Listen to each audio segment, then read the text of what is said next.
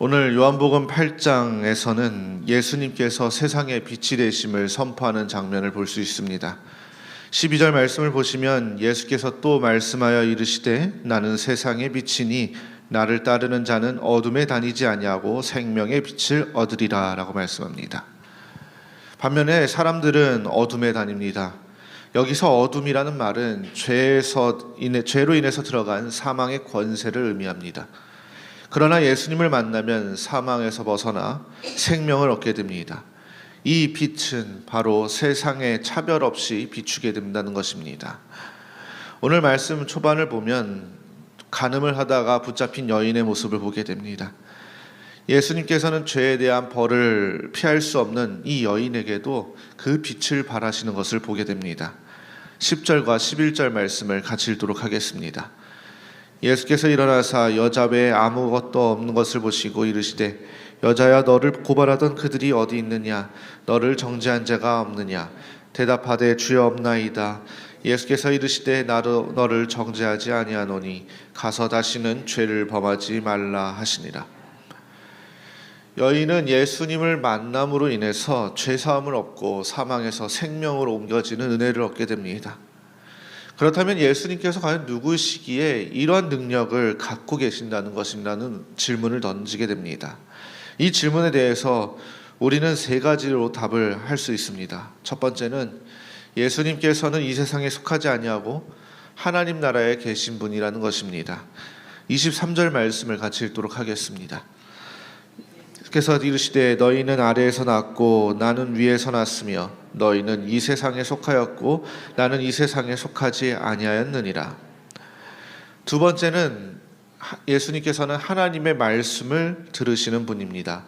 26절 말씀을 보시면 내가 너희에게 대하여 말하고 판단할 것이 많으나 나를 보내신 이가 참되게 하매 내가 그에게 들은 그것을 세상에 말하노라 하시되 라고 말씀합니다. 마지막으로 세 번째는 예수님께서는 하나님과 동행하시는 분입니다. 29절 말씀을 같이 읽도록 하겠습니다.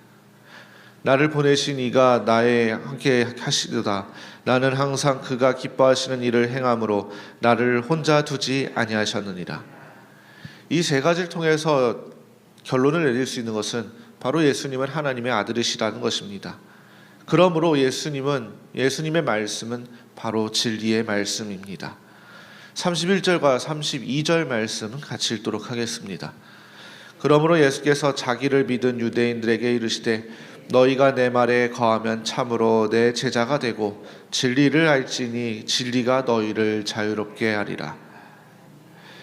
예수님이 하나님의 아들이심을 알고 그 말씀에 순종하는 자가 바로 영생을 얻게 된다는 것입니다. 그러나 오늘 말씀을 보면 하나님을 잘 안다고 자부하던 유대인들의 모습, 그들은 하나님의 말씀을 알기만 했지 예수님께서 하나님의 아들이시라는 사실을 몰랐습니다. 그래서 19절 말씀을 보시면 그들이 묻되 내 아버지가 어디 있느냐? 예수께서 대답하시되 너희는 나를 알지 못하고 내 아버지도 알지 못하는도다. 나를 알았더라면 내 아버지도 알았으리라 라고 말씀하십니다. 결국 그들은 하나님을 믿는다고 하지만 하나님의 아들을 거부하였고 구원받지 못하게 된다는 것입니다. 오늘 말씀을 통해서 결론을 내릴 수 있는 것은 예수님은 하나님의 아들이시라는 것을 다시 한번 분명히 알려주고 있습니다. 그래서 예수님을 만나고 예수님의 말씀에 귀를 기울이면 하나님께서 우리에게 주시는 참된 기쁨과 자유를 누리게 된다는 것입니다. 이것이 바로 하나님의 백성이 누릴 수 있는 특권입니다. 특별히 오늘 이 자리에 계신 우리 모든 성도님들이 하나님의 아들이라는 그 사실을 기억한다면 하나님께서 영원한 생명을 주심에 대해서 우리는 감사해야 할 것입니다. 그리고 늘 기쁨과 평안한 삶을 사시기를 소망합니다. 오늘도 분명히 주님께서 다시 한번 우리에게 그 삶을 알려주실 것이고 그 삶의 방향을 제시하여 주실 것입니다. 하나님의 자녀로서 하나님의 은혜를 경험하며 사는 삶, 그 삶을 누리시며 오늘도 하나님의 아들 되심을 다시 한번 주님 앞에 찬양으로 고백하시는 저와 성도님들이 되시기를 주님의 이름으로 소망합니다. 오늘 주신 말씀 기억하시면서 함께 기도하시겠습니다.